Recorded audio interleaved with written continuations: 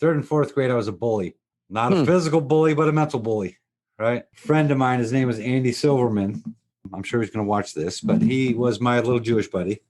He gets mad when I say you're my little Jewish buddy. I don't know why, but he always was. We went to the same school. And again, this was third grade. And this was West Bloomfield, Michigan, if I'm not mistaken. Yes. So there's a lot of Jewish buddies, but continue. Absolutely. So, but this one especially. So he was different. Nobody knew what was wrong with him.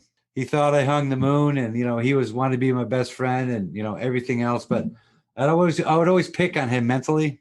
Like I'd make jokes about him in front of him, and he didn't understand what was going on. So, and did he think it was a little funny because he couldn't pick up that it was at his expense? Yeah, he'd laugh because I laughed because everyone else laughed.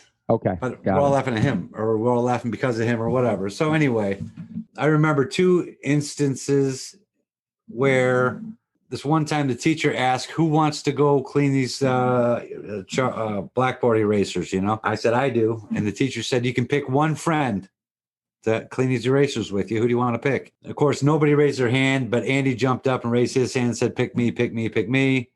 I was looking around at everyone else because they weren't standing up, and then I said, okay, I'll take Andy. Come on. So as soon as we walked out the door, I took those chalkboard erasers and I smacked him on the head with them, right? He had all this big curly hair. We turned right around, went back into class, and he looked like George Washington, because his hair was all chalked up. So class and everyone else was laughing. Andy was looking at me. She's like, what do I do? Do I laugh too? And, so it was heartbreaking back then, right? So then another incident was we had a trampoline that came through the school. It was some new fancy thing that, okay, your school will get it for a day, we'll take it to the next school, like a traveling trampoline show. So I was back there telling Andy to stay in the back of the gym because I'm going to jump and jump and jump. And when I say it's your turn, you can go. Right? What a dick. So I remember him getting excited when he see me making my lap around. And he says, can I go now? Can I go now? And I said, no, you cannot go now. So we did that the whole hour, right? And then finally, when I came around for the last time, he goes, this is about at the end of the period, right? He goes, can I go now? And I said, yes, you can go. And he started to run to the trampoline and the bell rang. Wow. And then he was like, I could visualize what he's wearing that day. I remember him trying to avoid the teachers who were trying to get him away from the trampoline because the class was over with. He just wanted to experience the trampoline. He never did. So then he came back to me and he was crying, right? He was crying. And I said to myself, well, if I can make somebody cry for saying no to them, I'm never going to say no to them again. And again, this was third grade. He went somewhere else in fourth, and I went to a different school in fourth grade too. Never heard from him again. But from that point on, I was now the physical bully kind of guy. If somebody's going to make fun of a slow person, they come to me. I was buddies with all the slow people. If they have a problem, they come to me and say, so-and-so's picking on me. I go talk to so-and-so and talk to them about it, right? So I was now more like the physical bully trying to help, Anyway, so once we went our separate ways, I went in the military, and all I could do was think about this Andy kid. So I remember I wrote like Oprah or Dr. Phil back then or something like that. This was when I was in the military. I said, I want to find this Andy Silverman kid, my little Jewish buddy, because I want to sit and look at him face to face and say, first of all, I'm sorry.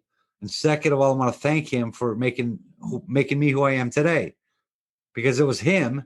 And, so anyway, I could never find him. So then Facebook comes along, and 5 years ago or so, I recognized his picture. I said, well, there's my little Jewish friend with no curly hair anymore, but I know that smile. That's him. So I reached out to him and said, Andy, give me your number. I got to call you. And again, nobody knew what was wrong with him, right? Something was a little different, but nobody knew back then. So he gave me his number. I called him up and said, Andy. And before I said anything, he said, I want you to help me find a girlfriend. I said, Andy, I'll help you find a girlfriend. Okay. You got to be nice to him, buy her flowers, open her door, get a nice suit, make sure it fits, and throw in some Tic Tacs, So I was trying to help this kid, right? Get a girlfriend, because that's all he wanted, right? So after all these years, I didn't get to say, I'm sorry. I said, I will help you get a girlfriend, Andy. No problem. And then he said, it was quiet, and he goes, what if she won't let me jump on the trampoline? I said, Andy, then that's not the right one for you. So he carried that thing with him his whole life. So did I. Right. So that was really heartbreaking to me to hear that. But I said, Andy, I'm doing stuff. That's why I started this neurofeedback stuff, the brain forest centers, because I don't want to see any other Andy Silverman out there that's different being on the other side of the fence. I want him on the side with everybody else. So that's why I started the brain forest back in the day to make sure there's no more Andy Silvermans or help as many as I can. So that's why this kid's been sticking around for the whole time. But I told him when I was done with the first call, I said, Andy, we're going to help so many people throughout our lives long after we're gone, because we're going to start a foundation. We're going to call it Andy's Trampoline. This has been Jeff Stearns, Connected Through Cars.